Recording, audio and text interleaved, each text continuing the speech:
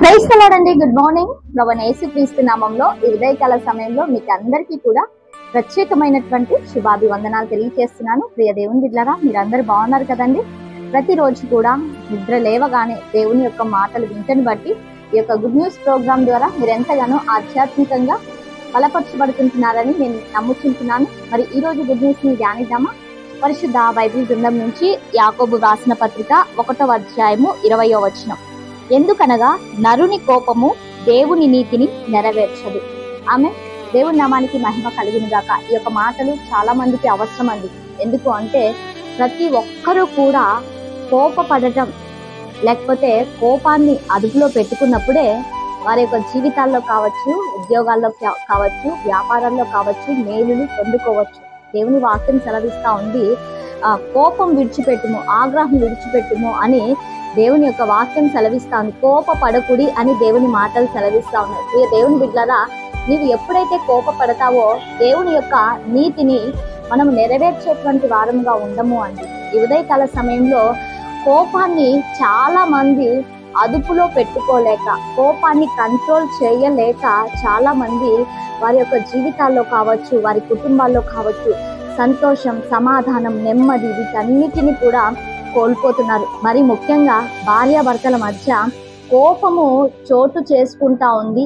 వారి మధ్యలో మిస్అండర్స్టాండింగ్స్ ఎదురవుతా ఉన్నాయి. ఈ సమయాన ఒకవేళ కుటుంబంలో భర్త గనుక ఏదో ఒక విషయానికి కోపపడినట్లయితే భార్య ఏం చేయాలి అని సైలెంట్ గా ఉండి ఆ ప్రదేశం నుంచి విడిచిపెట్టాలి.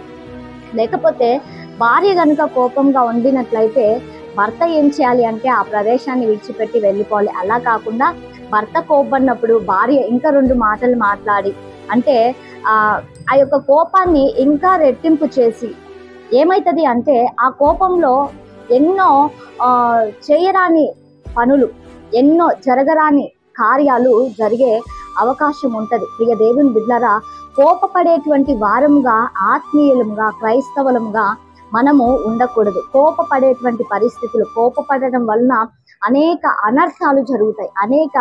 ఆ సమయంలో కోపపడినప్పుడు చేతిలో ఏముంటే దాన్ని ఏం చేస్తామంటే విచ్ఛిన్నం చేయటానికి, స్పాయిల్ చేయటానికి మనకు తెలియకుండానే ఆ రకంగా మన యొక్క భావోద్రేగాలు ఉండిపోతాయి. ఇక దేవుని బిడ్డలారా, నిజంగా సామెతల గ్రంథంలో కూడా 15వ అధ్యాయం 1వ వచనంలో మృదువైన మాట కోపమును చల్లార్చును. నొప్పించేటువంటి మాట ఏం చేస్తుందంటే కోపాన్ని రేపుతుంది. కాబట్టి కోపపడకోకుండా, ఒకవేళ కోపం వచ్చినా కూడా మనము ఆ కోపపడుతున్నటువంటి ఆ పరిస్థితి నుంచి మనం ఎప్పుడైతే బయటికి రాగలుగుతామో అప్పుడు నిజంగా మన యొక్క కుటుంబాలు సంతోషంగా ఉంటాయి అండి.